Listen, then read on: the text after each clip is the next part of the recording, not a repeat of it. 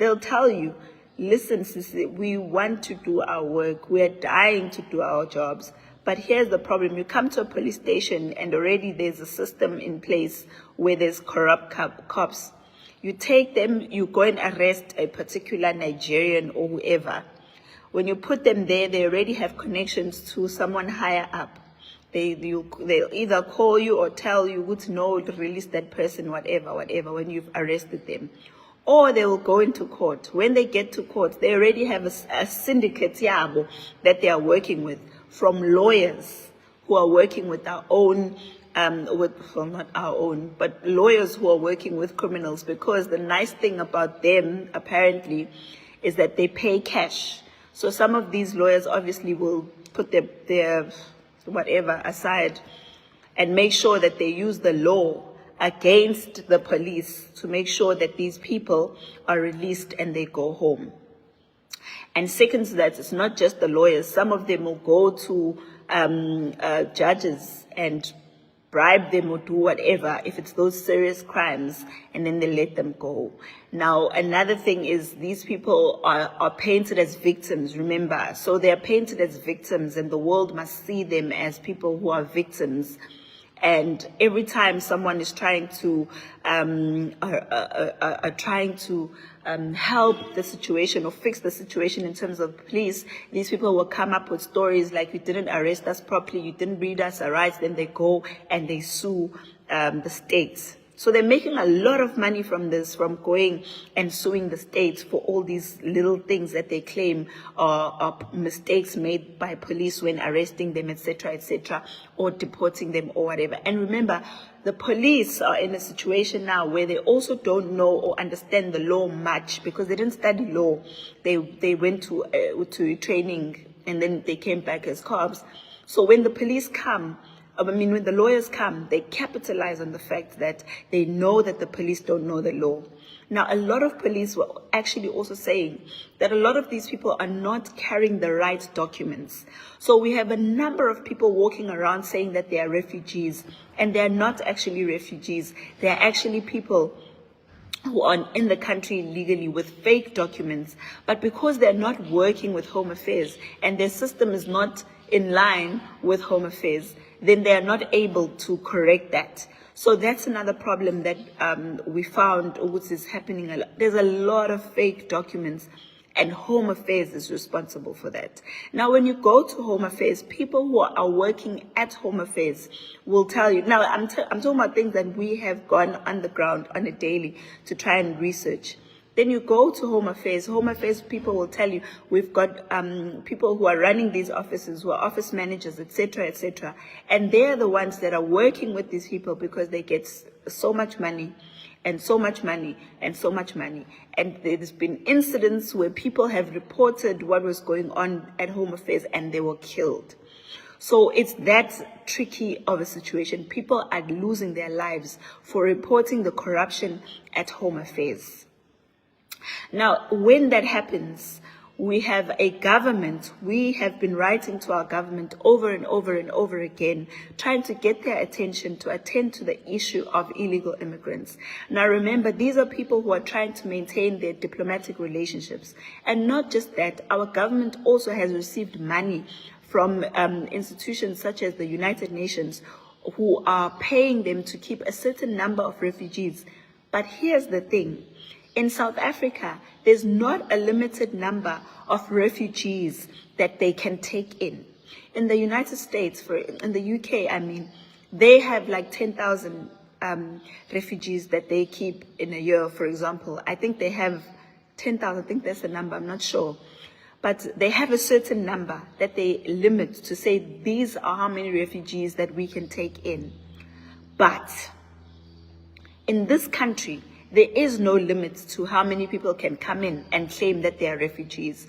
So in a year, we can have 50 million people coming in and saying that they're refugees, and our government is meant to listen to them and take them to Home Affairs and document them for no apparent reason, just for the reason that they said that they are refugees. So I can come in from Congo or wherever, a country that doesn't even have a war, for example.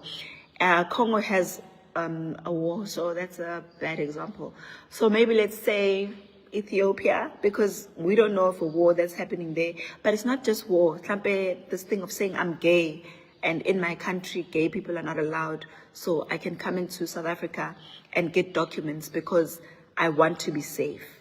So that's the problem that we have. People can come in from anywhere in the world, literally anywhere, and claim to be refugees, and our country will want to give them documents. And there is no limit to this. I want you to listen to this. Then you have organizations that have been funded to make sure that they keep these people in the country. Abo Seri, Abo, what's that thing in Cape Town? How am I forgetting these people's name? Helen Suzman Foundation, even our own SA Human Rights Commission, which we pay for, by the way, because we are the ones that fund the Human Rights Commission of South Africa to even be in existence. And they spend most of their salaries most of their money on salaries, and we are not even clear who they are paying. It would be interesting to find out. So if you're looking at the people that are funding these NGOs, then you will know that these NGOs are funded by foreign organizations. And you ask yourself, why would foreign organizations like the Open Society be funding South African lawyers to keep illegal immigrants in the country? I want you guys to ask yourselves that. We did toy about it earlier on in the week, and I know some of you are going to be able to think about the reasons why and what benefits do people have from a country that's messed up, a country that has resources, a country that has minerals, but the country not properly functioning and bringing that country to its knees. What could be the benefits of that? Now, I want you guys to answer me. If you were in our shoes and you have a government that is not going to help you because some of them are part of the whole system, they're benefiting, remember I told you, from these organizations that are funding some of them to keep these illegal immigrants here. And some of them are actually part of these mafias that are running drug cartels in the country. So therefore, remember, the more there's drugs and there's more that they're circulating at the hands of South Africans, and the more money that they're making. They've even recruited young boys to pay them to recruit more young boys to be into drugs. Remember, these people are not using drugs. The people that are using drugs are your children. And while you sit there and you watch this live and you don't think that one day this thing of illegal immigrants will affect you, trust me, it's either one day one of your own children will be forced to use drugs, because that's the modus operandi, where you have to make more people addicted to drugs. They are making people, so there's people who are not willingly going to take drugs. There are people who are being made to be addicted to drugs, because remember, drugs are something that goes into your system. Once they're in your system, you want more. So when you see Lauma Paralapayana, you must know some of them, it was not a choice to be on drugs. It was part of the system. Now you ask yourself, when these people are benefiting from more and more and more South Africans being on drugs, being high, being on alcohol, what happens to the country? Obviously, you're going to be watching less and less recreational television. On your TV, what is recreational about the things that you're watching on TV right now? Is there any program that you watch and you say, oh my gosh, I'm learning so much from this show? Of course not. They'll give you soapies, they'll give you reality shows and teach your mind to be lazy. Because once your mind is lazy, you don't probe further. And that's why they are giving us things like RDPs, because once they give us RDPs, we start fighting for RDPs, because that's how low the bar has been set. Now they want us to fight for grants, because the minute you say, okay, no more grants, I want South Africans to be self-sufficient, I want you guys to go open your shops, I want you guys to go and do AI learning, I want you guys to learn this and this and this. Then you become empowered. Then your brain starts functioning. Then you start thinking better. You still start wanting better for yourself. You start being radical to that government that is poisoning your head. Our government is poisoning us even with the content that we're watching with TV, even with the things we're consuming on social media, even this thing of saying free, free, free. There's not a single country that's properly functioning that tries to please everyone and gives everyone rights to do everything. Because the reason there are rules, even at school, it doesn't mean that you are not equal when you're in school. They have rules because they are trying to create a structure. They're trying to create discipline. They're trying to create a way of thinking so that when you are empowered and when you are disciplined, then you behave a certain way. South Africa's not discipline. We don't have discipline. You must know from the way we behave, Tina. The way we behave, it's conditioned. I'm telling you, it's conditioned for you to believe that for you to have a properly functioning country, you all have to have rights. We can't all have, this is funayo. It's not real. It's not real life. There's not a world where everyone gets everything that they want. Okay, I want to change my surname from this to my husband's surname, blah, blah, blah. What does that do for a person? Like, okay, my husband using my surname, what does it do for me? Like, how does it help me? Those are like the least of our problems. Yes, when we're properly functioning country, then maybe we can talk about those things. But right now, what does it help to have men taking ibongos abantu besifazane? Absolutely nothing. Look at the countries that are properly functioning. Look at Japan. Look at how many rules Japan has. Look at how much discipline Japan has. It's not because abantu bakhona abahlanya or abantu bakhona, it's because they don't want freedom. No, it's because they understand that for anything to function properly, there needs to be rules. There needs to be rules, there needs to be limits. Australia just limited the number or the age that children can access social media. It's not because in Nganzakona they don't want the children to be free, but they want to teach the children, wait until you get to a certain age so that you can be able to access social media, because the things you will find on social media will break your mind sometimes to the point that you're not able to think the way a person your age is supposed to think. Because you're accessing your social media and a content no 30, 40 at the age of 18. And that is not where your mind should be at the moment. But do we have a government that thinks like that for us? Not at all. Not at all.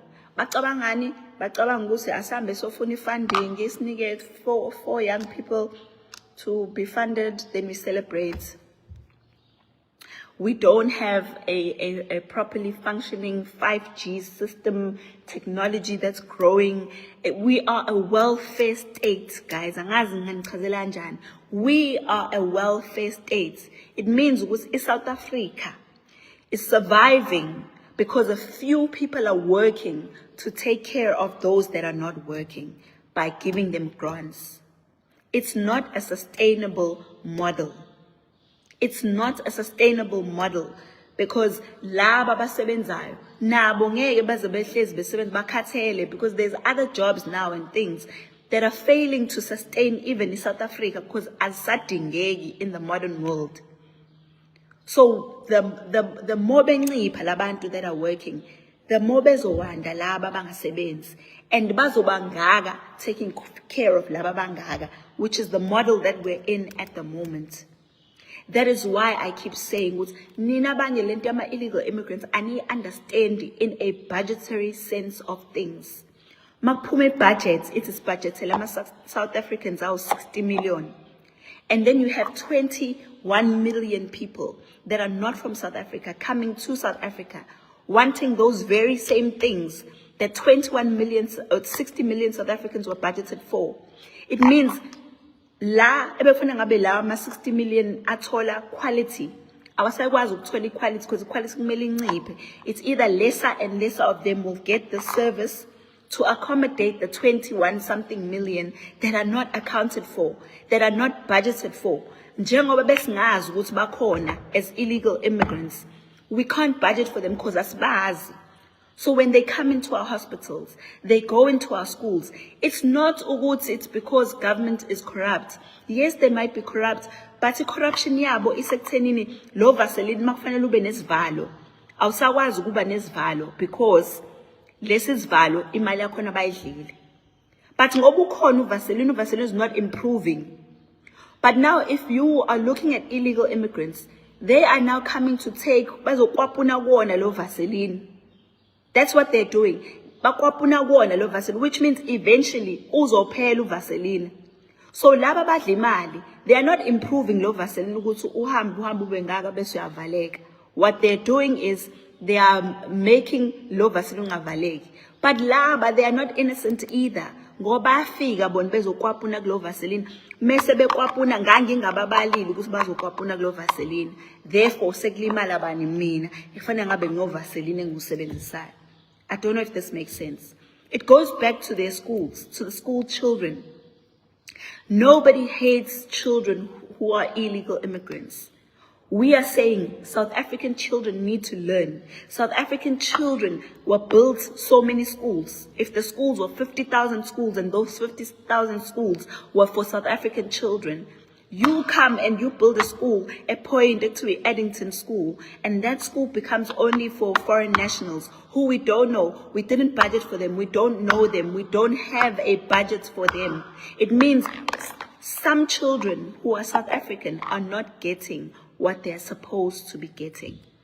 Now, when someone tells you that you hate people, you are xenophobic and so, ask them, where are we supposed to get the money to take care of people who are not South Africans when we are ourselves a welfare state? It's people who are paying taxes, who are running businesses, who are taking care of the few South Africans that are here. Now they're not taking care of only South Africans. Now they have to take care of people who are not from South Africa. We haven't had 2 minutes, guys, to breathe and enjoy our country. And all we're asking for, politely so, is please can you go to your country and fix your country? Because we are not going to go to whichever country you're from and fix it for you. South Africa is like this. It's window dressed. Nice South Africa la. This is all that you see. You see what? A nice t-shirt. But all the problems this country have are here. We go, we sing the national anthem, we go to the world, we look like we're happy, we look like we're doing well in sports. But asna mali. The Minister of Finance said it himself. The reason there was supposed to be a VAT increase this year is because we do not have money. Asna mali. I'm trying to make you guys see what when you are thinking about ukuthatha lo muntu wakho uzomrentisa lapha kwakho uthakahlale la athathe rent when uthatha lo 30 rand awuyi uzowudla lo 30 rand namhlanje. But in the bigger scheme of things umnotho wase South Africa ukhuli. Mawungakhuli ingane zakho ngeze zizothola umsebenzi. Mawungakhuli umnotho wase South Africa ingane zakho won't have a job. Ngomnotho nje uwodwa. But ngagcini lapho kuhambele ekuthenini labantu bayigebengu balethe idakamizwa. Ingane zakho might one day be the drug users. Your children might be the ones that die because of the drugs. On top of that, ingane zakho are the ones that are going to be compromised because these people ngoba bela in millions and millions bakimdondolo. Guys, everything is an ecosystem. Everything has a consequence. Everything has an effect. You are now compromising umnotho wesizwe. Uthathe le mali, bathatha le mali le abayenzayo bayisa emazweni abo. Ayizi la imali yabo. Imali yabo goes to their countries because bahlala le. And umnotho wala bayothatha building imnotho yabo. Now, I know some of you like to think I'm just the person or who's trying to be an activist or something. Ngifundile mina guys, I don't want to lie to you. Ngifundile economics ngiyazi from here to come right. Ngayenza ngisho university. Politics ngayifunda ngisho university. Yabo. All of this I learned even in university. Supply chain ngifunde university. I'm not talking about something that I'm assuming here. I'm talking about something that I know. Everything that you are doing is a ripple effect. qashisa namhlanje i-tuck shop kodwa wazi ukuthi uma uqashisa i-tuck shop lo muntu omu-invite-ayo la endlini awumazi uhlala la athatha imali yakhe bayihlanganise, take that money, goes back to their country. Balande more people from their country to come here. When you can take that tuck shop yourself, run it for yourself, uqashe umuntu wase-South Africa, uma uqashe umuntu wase-South Africa, you're a taxpayer. You are registered for whatever you're registered for. You go and you pay tax, and then that money goes back to those people at the top that are taking care of this country. The more and more people that we have that are working, bayancipha, azizi la eSouth Africa, abakhokhi intela. Mebesebenza, basebenza baholelwe ngemali like ama-envelope. Leo envelope is not coming to umnotho. It's going there. So please, guys, please make sure. And this nonsense of someone saying, why are you not attacking white people? Nifuna ngithini ngabelungu? I don't get it. I don't get it. I don't get it. Fighting abelungu would have been far right now. If we didn't have people from other African countries, or whoever, Pakistan or wherever, coming to South Africa and taking over that very same land and occupying it in millions and millions and millions. What do you guys think happens? What do you think? Abelung njengamanje bayahamba. They are relocating. That you're busy obsessing about. They are leaving the country. They are going to other parts of the country. But those white people are the people at the top that are taking care of the welfare people at the bottom. So how does it help to say the people who are taking care of the people? By the way, that are taking care. That's not what I'm saying.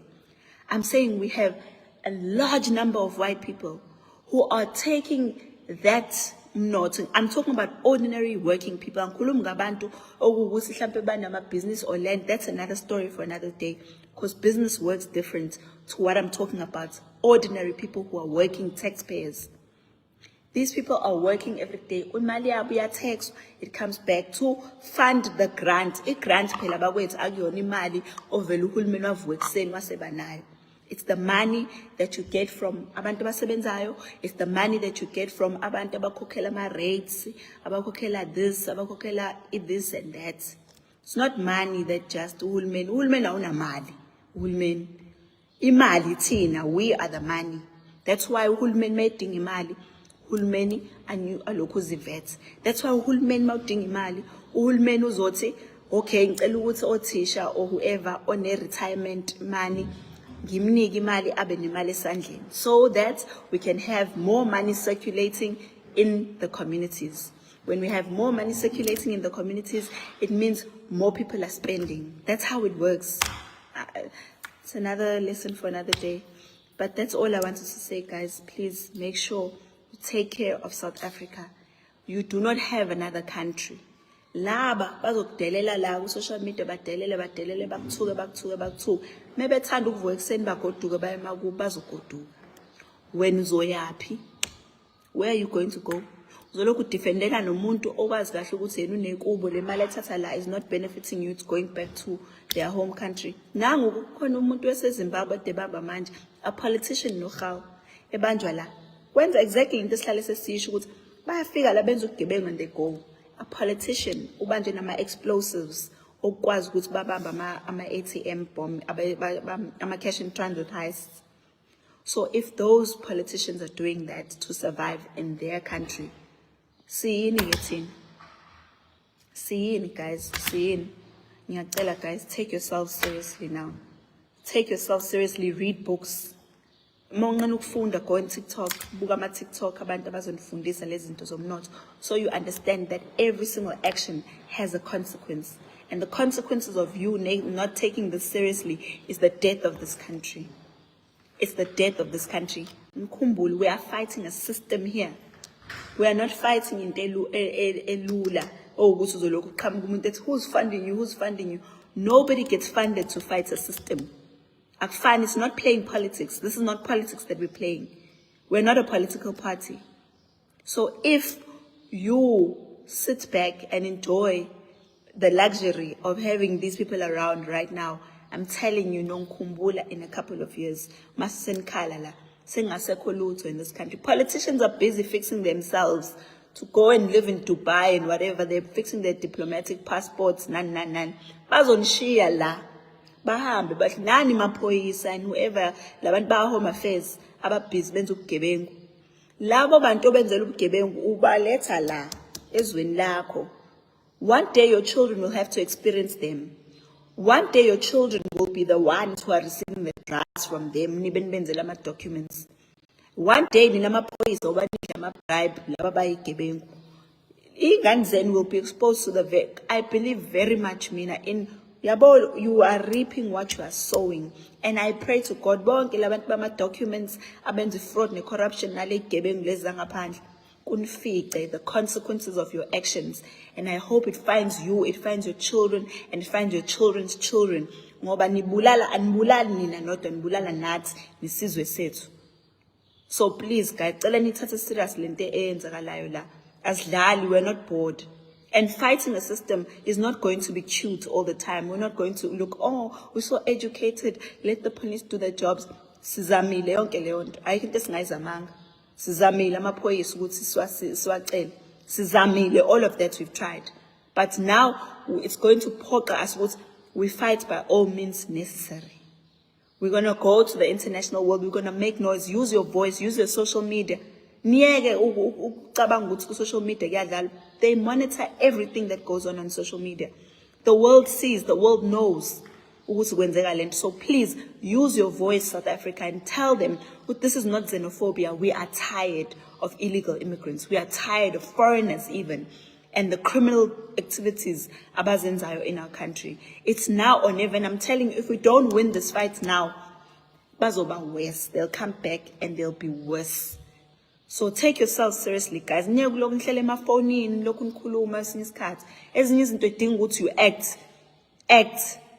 act and do what other people did when they're fighting a system. Ngiyabonga, sengobuka ibhola.